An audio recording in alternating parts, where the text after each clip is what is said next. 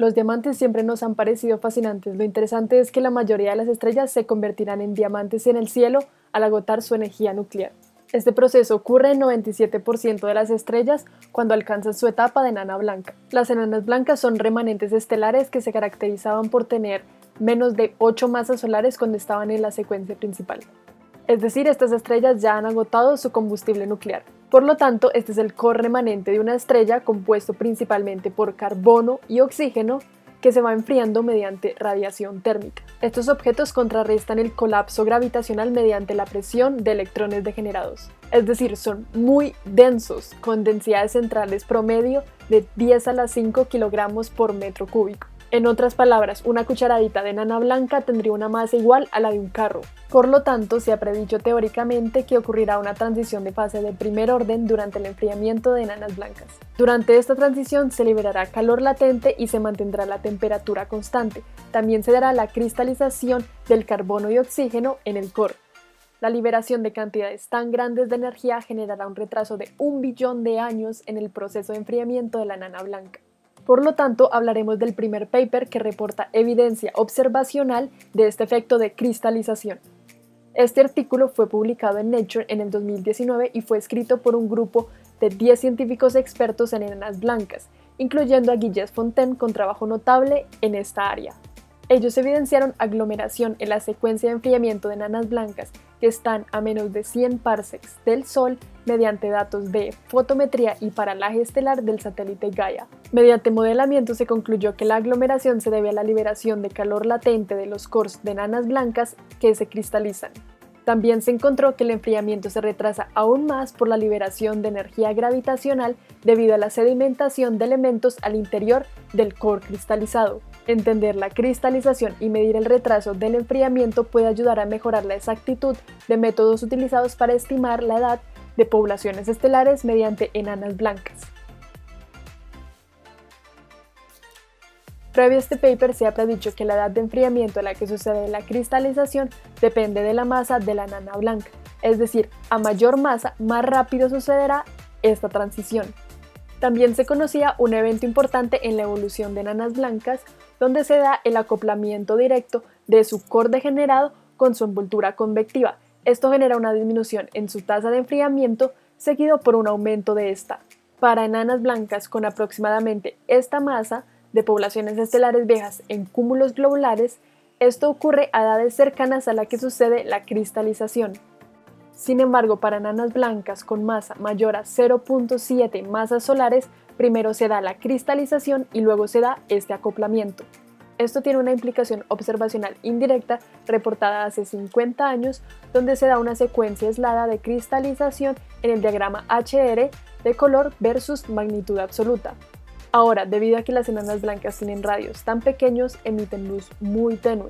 Por lo tanto, hasta hace muy poco, una pequeña fracción de esta se le ha podido medir con exactitud su distancia y por lo tanto su luminosidad. Sin embargo, gracias a la segunda publicación de datos de la misión Gaia de la Agencia Espacial Europea en el 2018, se tuvo acceso a mayor información. Por lo tanto, se dio un gran avance ya que se definió la primera secuencia de enfriamiento empírica de enanas blancas en el diagrama HR. Aunque previamente se habían analizado secuencias de enfriamiento de cúmulos globulares viejos, solamente un grupo local de volumen limitado puede tener enanas blancas que abarcan un rango completo de edad total y masa inicial. En consecuencia, se utilizó un catálogo recientemente establecido de candidatas a enanas blancas de alta confianza de Gaia para extraer estrellas degeneradas a menos de 100 parsecs del Sol. Mediante datos de paralaje y fotometría se pudo establecer diversas propiedades de estas enanas blancas, como temperatura superficial, gravedad superficial y masa, mediante modelos atmosféricos y caminos evolutivos estándar de estos objetos con core de carbono y oxígeno y envolturas de hidrógeno. En particular, los resultados que se encontraron en este paper son los siguientes.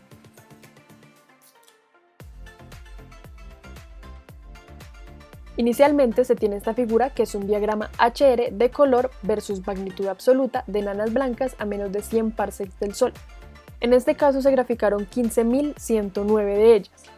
Las características más importantes a notar son las siguientes. En primer lugar, se da una bifurcación en esta zona de la secuencia de enfriamiento que refleja la separación entre enanas blancas con atmósferas de hidrógeno y enanas blancas con atmósferas de helio Esto se da particularmente cuando las enanas blancas tienen alrededor de 0.6 masas solares, ya que si tienen mayor masa se ubican en esta zona del diagrama al tener mayor magnitud absoluta.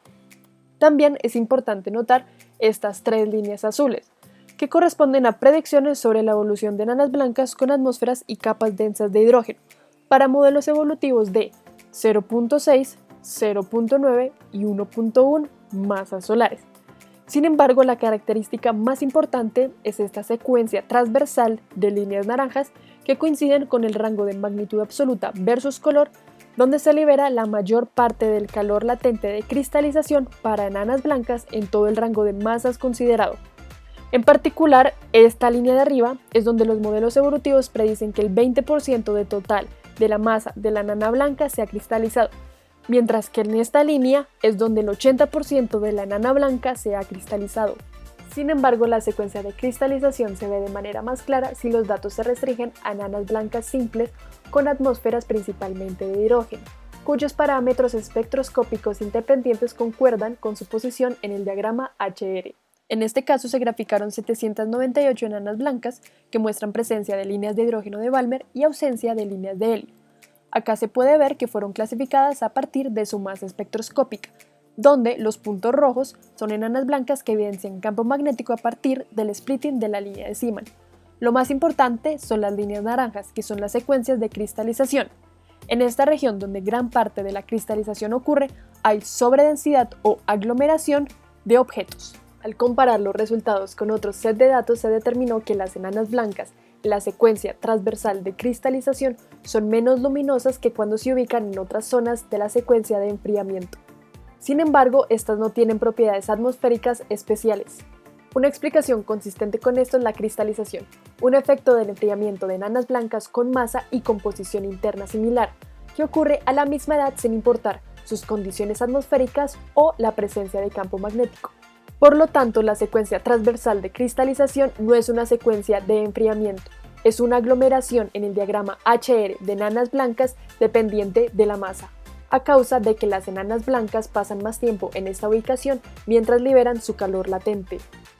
Para caracterizar aún más el proceso, se extrajo la función de luminosidad.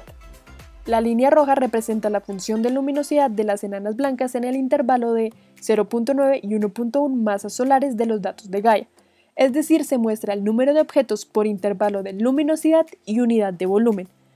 En este caso nos interesa este pico ya que evidencia la cristalización.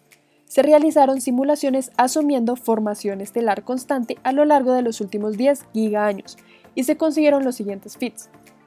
El primero de acá ignora liberación de calor latente y cristalización. Se puede ver que no es un fit bueno. Ahora se tiene el del medio, que asume liberación de calor latente pero no por cristalización. Tampoco es un fit muy bueno. Finalmente se tiene el mejor, el de la línea sólida, donde se asume liberación de calor latente por cristalización y se optimiza cuando se asume que simultáneamente se libera energía potencial gravitacional por la sedimentación de oxígeno. El proceso de cristalización de las enanas blancas se da de adentro hacia afuera, por lo tanto este proceso se dará inicialmente en el core. En este lugar también se da la sedimentación del oxígeno, así que en primer lugar se tiene la mezcla líquida de carbono y oxígeno.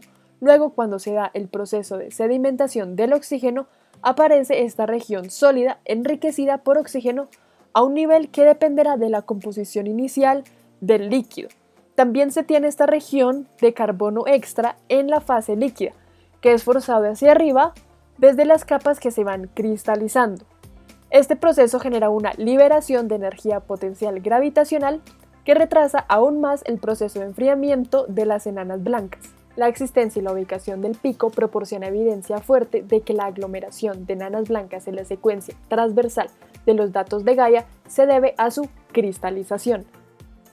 Por lo tanto, se reporta evidencia que una transición de fase de primer orden efectivamente sucede en plasmas de alta densidad. Dicha teoría no se había podido comprobar en el laboratorio debido a sus inalcanzables densidades, por lo tanto este es un gran paso para la física de plasma denso. De igual forma, esta cristalización retrasa el proceso de enfriamiento de enanas blancas, donde también se requiere la sedimentación del oxígeno hacia el centro del core en cristalización. Este es un nuevo método para probar la nucleosíntesis en estrellas de masa baja e intermedia. Asimismo, es importante tener esta observación directa de cristalización para entender los procesos de enfriamiento de enanas blancas, lo cual mejorará los métodos que utilizan estos objetos para datar la edad de poblaciones estelares. Listo, esto fue todo por hoy. Muchas gracias por su atención.